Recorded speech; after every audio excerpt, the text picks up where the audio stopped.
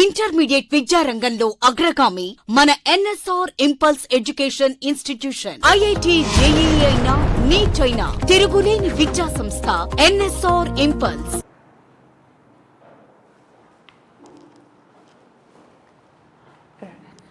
Hello students, now we were in the discussion about the taxonomy. Taxonomy is nothing but the branch of science which includes classification of the organisms. Now we classified basically organisms into different taxons, but here in taxonomy we are discussing about the families. We were in the discussion about three important families. What are the three families? The first one is nothing but Fabaceae, and the next one is nothing but Solanaceae, right? And then the third one is nothing but what? Liliaceae. So altogether we divided into three families. So here, right. So we were for the last class we discussed about a list of important plants which fall in all three categories: Fabaceae, Solanaceae as well as Liliaceae. List of important plants. What all will come for Fabaceae? Arachis hypogea, Cajanus cajan, Cicer aretinum, Dolichus labla, what you call Deris indica, Dalbergia latifolia, Pterocarpus, Phaeolus mungo, right? Phaeolus aureus, Trigonella fenugreek, right? Similarly, Solanaceae if you take, what not? Atropa belladonna, Capsicum fruticans, Cestrum nocturnum, right? And apart from this, even Nicotiana tobacco, Nicotiana, right? Solanum melangina, Solanum tuberosum, those all will fall in the category called as Solanaceae.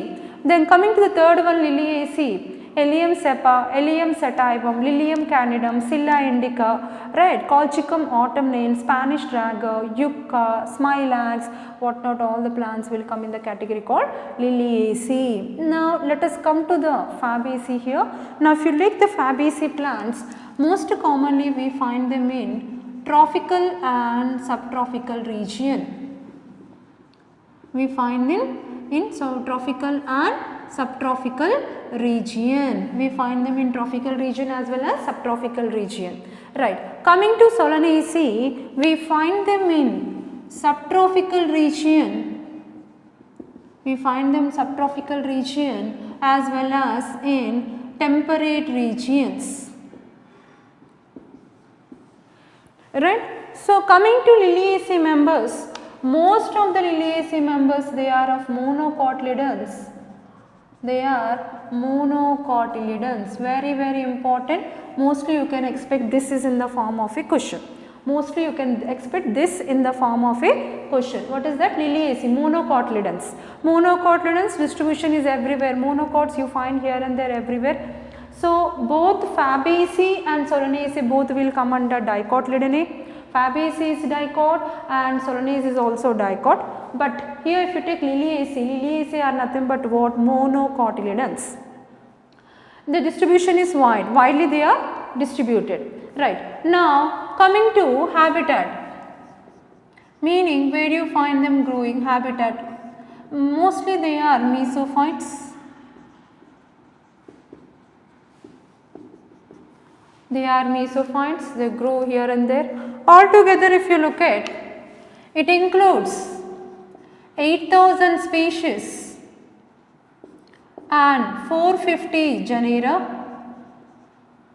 8,000 species and 450 genera. Then coming to Solanaceae, they are also mesophytes. Solanaceae members are also mesophytes. But here they include approximately 2,200 species and include 85 genera. Coming to Liliaceae, here approximately they include, here because Liliaceae members if you take, some are mesophytes and some of the plants are xerophytes. Some are mesophytes but some are xerophytes. So when you take here for Liliaceae members we can take 4,075 species and 274 genera. 4,075 species and 274 genera. So here Fabaceae are mesophytes and the Solanaceae is also mesophytes. Coming to Liliaceae, they are mesophytes and some are xerophytes. Now you know we already have studied Fabaceae itself is also called as Papilioideae, subfamily. Subfamily is nothing but what? Subfamily is Papilionoideae, or itself is also called as what? Fabaceae itself is also called as Leguminosae. So we discussed for the last class, itself is also called as Leguminosae. Coming to Solanaceae, Solanaceae itself is also called as vegetable family. Itself is also referred as vegetable family. Coming to Liliaceae, itself is also called as a lily family. So this is nothing but what do we say? Habitat. Then coming to habit. If you look at this Fabaceae, we find them, they are herbs, some of them are herbs, some of them are shrubs and some of them are trees. Means in Fabaceae, some plants are herbs, some plants are shrubs and some plants are trees and some of them are even they are woody twiners or some of them are even they are climbers. So in Fabaceae, different types of plants we can see. Herbs, shrubs, trees, woody twiners, even we can see climbers. Next, coming to Solanaceae, here in case of this, here we are writing again habit. Now in this, mostly herbs, you know the plants are generally divided into herbs, shrubs and trees, but some are shrubs, So you can take example, shrubs example you can take Cestrum nocturnum. For shrub you can take example Cestrum nocturnum. So here habit you can take herbs, shrubs and trees, woody twiners and climbers. Habit if you take mostly herbs, some are shrubs, Cestrum. Right. Now coming to this in Liliaceae, if you take the habit, so we say mostly some of perennial herbs, some are perennial herbs. Apart from this you can see some are having bulb, or you can take one second.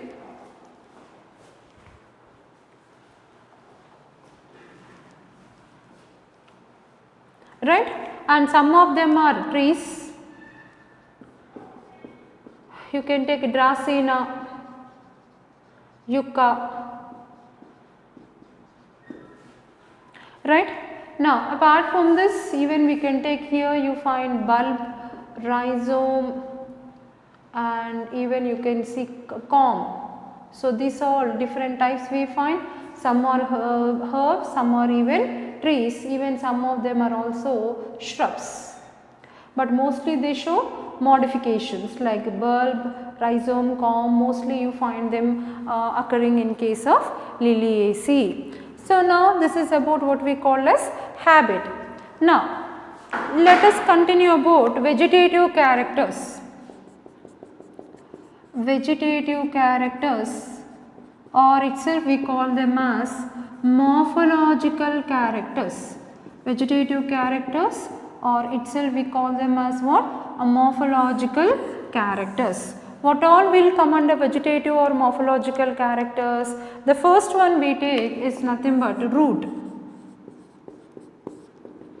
Obviously, right? Now when you take the root part here, so here mostly in case of Fabaceae, very important, what you find in case of Fabaceae, they are called as nodular root and it's a taproot modification. It's a taproot modification. Guys, now we already completed morphology. In morphology we studied about nodular roots, in which taproot we find taproot modification, right. So when we already know the morphology, we know all the concepts of morphology. Now we are going to write the characteristics. Whatever we studied in morphology, in that which character fall in Fabaceae, which type of root and modification fall in Solanaceae, which type of modifications fall in Liliaceae. We already have studied morphology, these all characters. Now which family has what character, we are just placing it. Okay, so you know that the root here are nothing but nodular roots. Which type of modification is this? It's nothing but a taproot modification. You know, in what are nodular roots? Nodular roots, they show a symbiotic association with, they show a symbiotic association with nitrogen fixing bacteria, a nitrogen fixing bacteria. Which bacteria is that? Rhizobium, a nitrogen fixing bacteria. Which bacteria is not that one? That one is nothing but what? Rhizobium. So you know, generally in case of Fabaceae members, we find what are called nodular roots. You know, root nodules we find. It's a modification of taproot. And you know, nodular roots, they show symbiotic association with a nitrogen fixing bacteria called Rhizobium. Here root and Rhizobium both show symbiotic association. Root is the one provides shelter and minerals for the growth of Rhizobium bacteria. In return, Rhizobium bacteria it converts atmospheric nitrogen. What Rhizobium will do? It convert atmospheric nitrogen into the form of, available form of nitrite or nitrate, or in the form of ammonia. So Rhizobium will supply nitrogen to the root.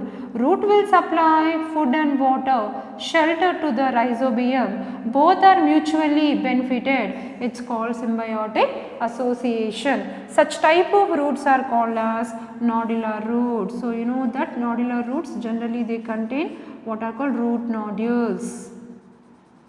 Right? So these are nothing but, if you take groundnut or beans, Dolichos lablab, or any Fabaceae plant, if you uproot the root system, if you can see what are these, all are nothing but what? Root nodules. Then coming to the next one is nothing but, for coming to this one, Solanaceae, we are discussing about the root.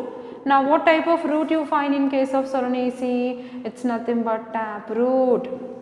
So in case on root, if at all we get the question, mostly we get the question from Fabaceae, because Fabaceae contains a modification of the root which we call them as nodular roots.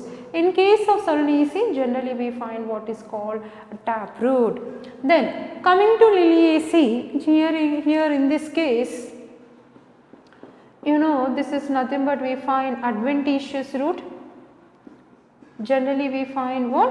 Adventitious root. So whenever you get the question that where, which family is characteristic of containing adventitious root, means we have to take Liliaceae. So what do you find in case of Liliaceae here? You may find what is called fasciculated root. You may find fasciculated root, or you find what is called tuberous root. Fasciculated and tuberous root, where do you find? Most commonly in case of asparagus. So here you can take example asparagus. So this is what is the example for what is called Liliaceae. So remember, very importantly, for Fabaceae we find nodular roots. For Solanaceae we find taproot. Of course, in nodular roots you have to remember Rhizobium bacteria symbiotic association, and as Rhizobium involved in nitrogen fixation, symbiotic association with the root, that is why it forms root nodules and they are called nodular roots. Solanaceae is simple taproot. And here in case of Liliaceae, very important, it contains adventitious roots, fasciculated and tuberous, what you find in case of asparagus.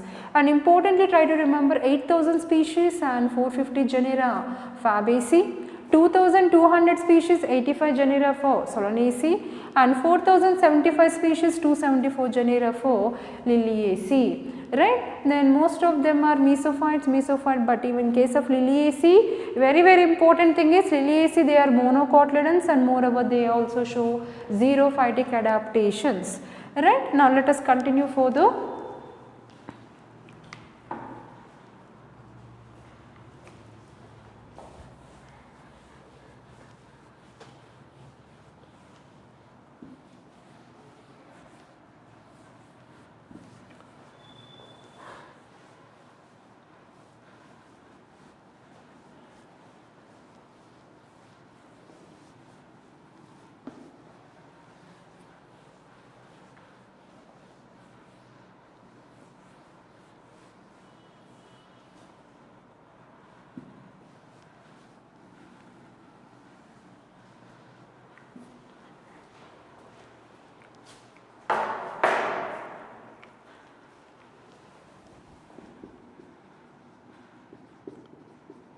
So what are the three families we have to remember writing?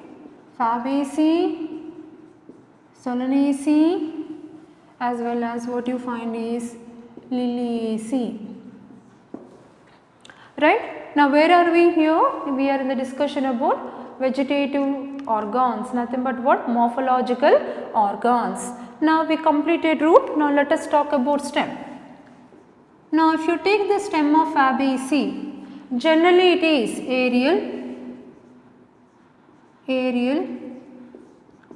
prostrate or erect,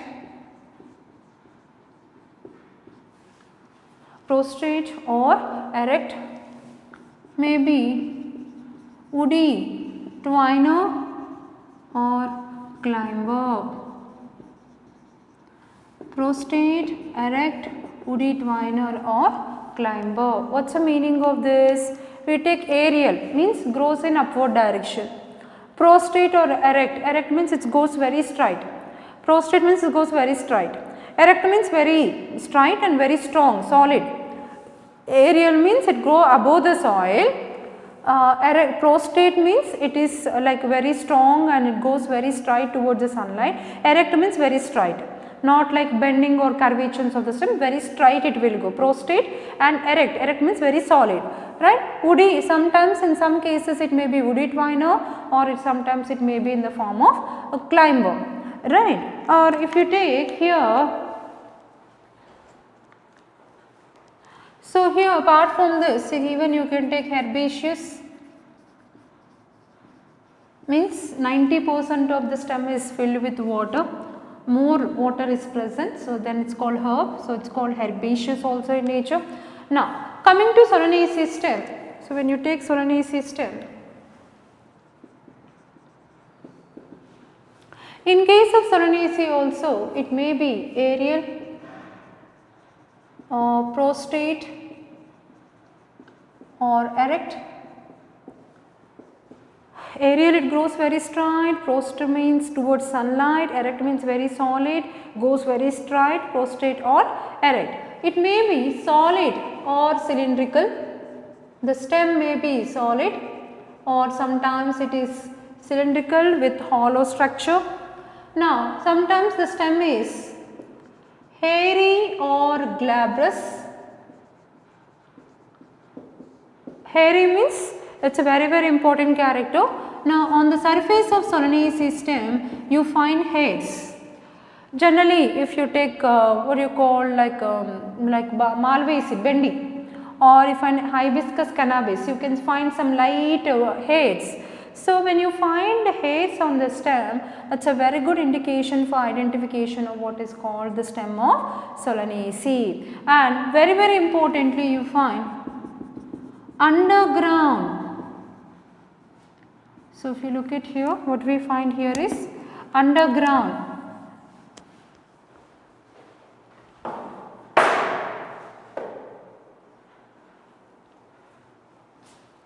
Underground stem. What is the underground stem modification we find here? The underground stem modification what we find is nothing but tuber. Very important. So here we have chance of getting the question. Underground stem modification what we find is nothing but tuber. What is the example for tuber? Because you know in underground modifications, what are the underground stem modifications we have? 4. What are they? Rhizome, corm and tuber, bulb. So tuber it will come in the mostly we find in the category called as family Solanaceae. So what is the example for tuber? The example for tuber is nothing but Solanum tuberosum. What do we study? Solanum tuberosum. Solanum tuberosum means it is nothing but what? Potato. So you know that, right? So sometimes we have the possibility of getting the question, the tuber modification we find in Solanaceae. If at all the question is there, then you have to take Solanum tuberosum. Another very important one, characteristic feature of Solanaceae, very important one, and question getting one is very important, that is bicollateral vascular bundles. Bicollateral vascular bundles. What's the meaning of bicollateral vascular bundle? So here we find center, we find xylem. On either side, center is exactly the xylem. On either side means upside and downside, both sides we find phloem, and here also we find phloem. Xylem is in the center on either side. On either side meaning center is xylem, upper side is also phloem and downside is also phloem. Upside and downside, by means two directions. Up direction also phloem, down direction also phloem. Center we find xylem. Such type of vascular bundles we call a bicollateral vascular bundles. So what you find here? One xylem and two phloem. Not only this, xylem and phloem are separated by a layer of cells then called as vascular cambium. Vascular cambium. What is a vascular cambium? What is a vascular cambium? The layer of cells which separate xylem and phloem, it's called a vascular cambium. Now on this we have the chance of getting the question. I said we have chance of getting the question. What is that question? They may ask you the ratio between phloem, xylem and vascular bundle. If vascular cambium, better you write down vascular cambium. If this is the question, then you have to take the option as 2:1:2. Because we have two phloem obviously and we have two vascular cambium. So we wrote 2 here but only one xylem. Or sometimes they will ask you the ratio between xylem and phloem 1:2. Xylem and vascular cambium 1:2. Or they may ask you the vascular cambium and xylem 2:1. Phloem and xylem also nothing but 2:1. As per the question, we have to look for the ratio according to the bicollateral vascular bundles. What is meant by bicollateral vascular bundles? Xylem is in the center. On either side we find phloem. Here phloem is there, here phloem is there. Xylem and phloem separated by vascular cambium. How many xylem? 1. How many phloem? There are 2 phloems. How many vascular cambiums? There are 2 vascular cambium. Xylem 1, 2 phloem and 2 vascular cambium. That is called bicollateral vascular bundles. Right. Now this is very important characteristic of Solanaceae. So we have chance of getting this question. This you find only in Solanaceae, absent in Fabaceae, absent in case of Liliaceae. Stem is hairy is alone characteristic feature of Solanaceae. Bicollateral vascular bundles also alone the characteristics of Solanaceae we find only in Solanaceae, absent in Fabaceae and Liliaceae. Right. Now let us coming to Liliaceae. Now in this case if you take the stem part, a stem shows underground stem modifications. Here also you find Solanaceae you have one underground stem modification, but here also you find more underground stem modifications. Underground stem modifications. What are the more underground stem modifications in case of Liliaceae if you take? Now here we find rhizome. Similarly we find comb and bulb. Right. So for rhizome we can take gloriosa. Mostly we have in the form of chance of getting the questions. These 3 are very important. Rhizome. The which plant of Liliaceae show underground stem modification as rhizome? Then you have to take gloriosa. Which Liliaceae member shows comb modification? That is colchicum. Bulbous, you know it very well, we have 2, Allium cepa and Allium sativum. Allium cepa as well as we find Allium sativum, that is for bulb. Sometimes even condensed branches, what we find here? Condensed branches. Condensed branches, they show limited growth and they undergo photosynthesis. What do we call them? Now these condensed branches of limited growth, they are called as cladophylls. Where do you find cladophylls? You know, cladophylls we find in case of Ruscus. Cladophylls we find in case of Ruscus, right. So these all are nothing but even asparagus. So let us take even, because asparagus also belong to Liliaceae, no. So you can take example asparagus also. So these all modifications we find in case of Liliaceae. So here generally out of the 4 underground stem modifications, 3 underground stem modifications, rhizome, corm, bulb are found in Liliaceae. Very important, possibility of getting these as questions. Rhizome, remember the Liliaceae member undergo rhizome, underground stem modification is gloriosa.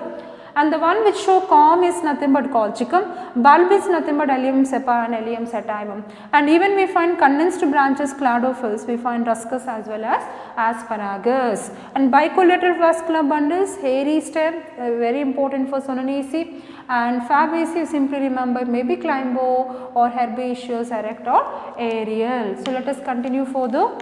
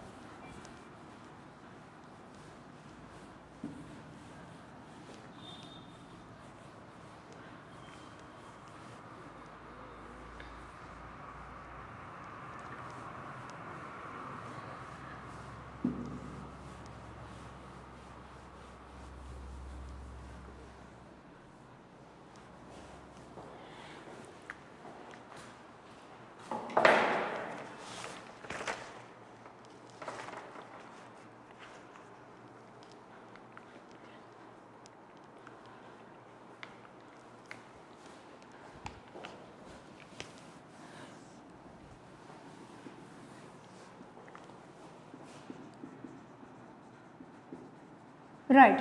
So what are morphological characteristics we get? Root, stem and leaf. These 3 will come under morphological characteristics. Now we completed root and stem. Let us go with leaf. Right. When you take the leaf of Fabaceae, we find colline. Colline means the arrangement of leaves on the stem. So on the total stem you can see arrangement of leaves from the bottom to up. On the total stem when you find arrangement of leaves, it is said to be colline. Similarly, we write petiolate. What is the meaning of petiolate? Presence of petioles is indicating the condition called petiolate. Petioles are present. What is the petiole? Petiole is nothing but what? A stalk of leaf. If stalk of leaf is there, it is called petiole. If petiole is not there, then we do not write the condition called petiolate. We write epetiolate. Petiolate meaning stalk of the leaf. Right? Now, apart from this, the type of leaf if you take, it may be simple or pinnately compound leaf. It may be simple or it is pinnately compound leaf.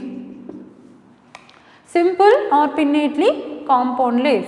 So you take colline, petiolate, stalk of the leaf, simple or pinnately compound leaf.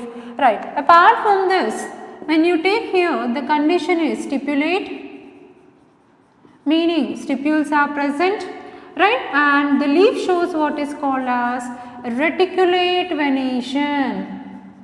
What it shows? Reticulate venation. So what is the meaning of colline? Colline is arrangement of leaves on the total part of the stem, right, and petiolate means it is nothing but stalk of the leaf, petiole is present. The type of leaf, what you find, it may be simple in some plants, in some plants it is pinnately compound leaf, stipules are present, then we write the condition as stipulate. And what type?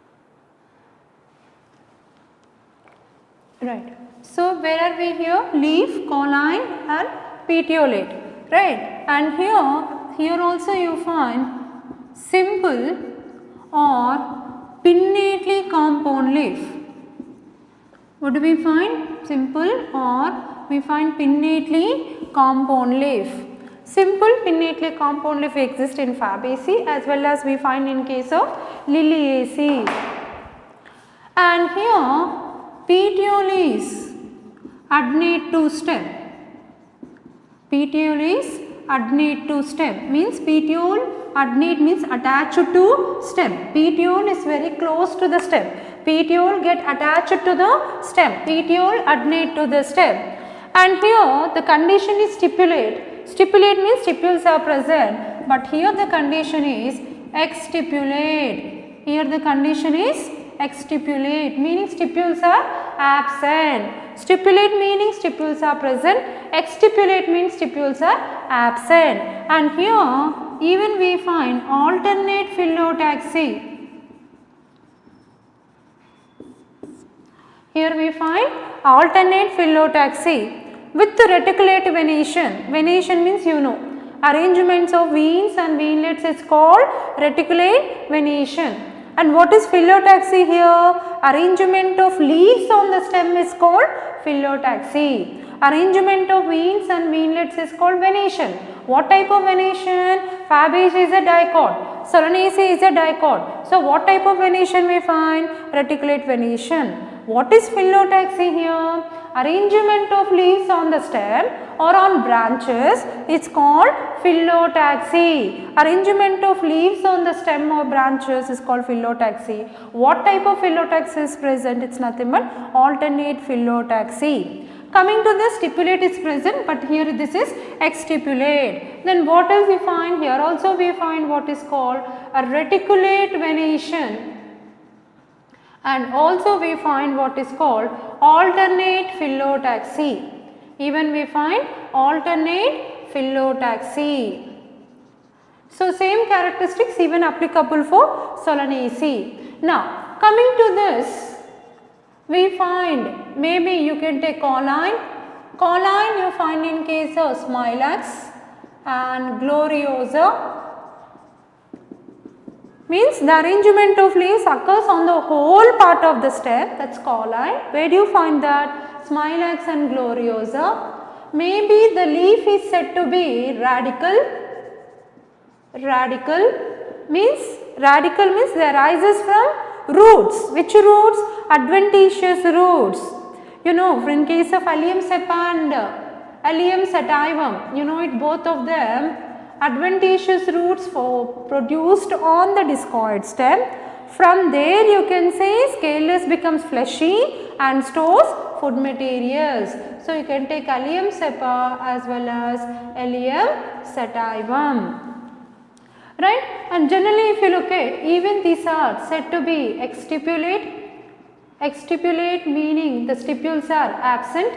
So if you remember what are the important, where is the possibility of getting the question, where are the differences? See, this Fabaceae is stipulate, okay, but Rustola exstipulate, exstipulate. Where is the difference? Fabaceae is a difference. Fabaceae has stipulate, but this is exstipulate and this is also exstipulate. Right, here this is reticulate venation. Here this also, Solanaceae also shows reticulate venation. Coming to this, it shows parallel venation. Liliaceae members are characteristic feature of exhibiting what is called parallel venation. What is parallel venation? You know, veins are parallel to the midrib. You know, what are Liliaceae? Liliaceae are nothing but monocotyledons. Liliaceae members are nothing but what? Monocotyledons. Monocots exhibit parallel venation. What is Solanaceae? Solanaceae, they are dicots. Fabaceae also they are dicots. That's why Fabaceae and Solanaceae exhibit reticulate venation, but Liliaceae exhibit parallel venation because they are monocotyledons. Liliaceae members are monocotyledons, but here exceptionally reticulate venation observed in case of Smilax. In all members of Liliaceae, what you find is parallel venation. But exceptionally, very exceptionally, in case of Smilax, what you find is nothing but reticulate venation. So you have the chance of getting this question. So whenever you get the question that Liliaceae members exceptionally containing reticulate venation in which plant means Smilax, and general character is nothing but what, parallel venation. And how they are arranged means here also alternate phyllotaxy, here also alternate phyllotaxy. For Liliaceae also we find alternate phyllotaxy. So this is nothing but what we call the leaf. So where are the differences? This is reticulate, but here it is parallel. Exceptionally reticulate in case of Smilax. Very important. Smilax we find reticulate venation even though it is a member of Liliaceae. Except Smilax, in remaining all members we find a parallel venation. So very important differences what you find here. Colline, petiolate, simple or pinnately compound leaf, stipulate, reticulate venation, alternate phyllotaxy. Colline, petiole, simple or pinnately compound leaf, but petiole is adnate to the stem whenever you get this question. Remember that is a question related to Solanaceae. Then exstipulate, reticulate venation, alternate phyllotaxy. Colline you find in Smilax and Gloriosa. Radical you find in case of Allium and Allium cepa and Allium sativum. Exstipulate, parallel venation, but rarely reticulate in Smilax, and what you find is alternate phyllotaxy. So these are nothing but characteristics of what? A leaf.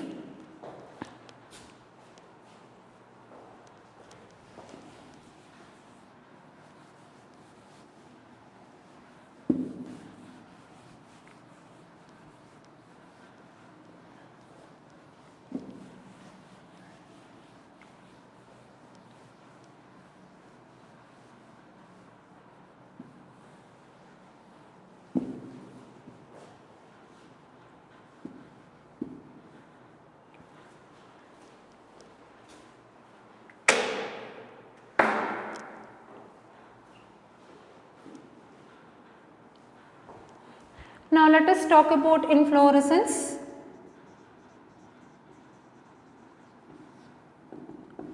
Alright.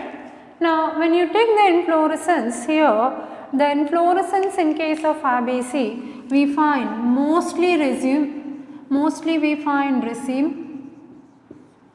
meaning mostly a racemose inflorescence, mostly we find racemose inflorescence, where in case of Fabaceae.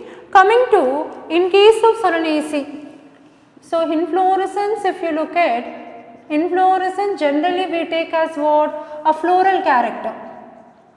Inflorescence generally come under what? Floral characters. So far we discussed about morphological characters. What are morphological characters we get? Root, stem, leaf. These three will come under morphological characters. Now let us talk about floral characters. Floral characters means what all will come? Inflorescence, flower, calyx, corolla, androecium and gynoecium.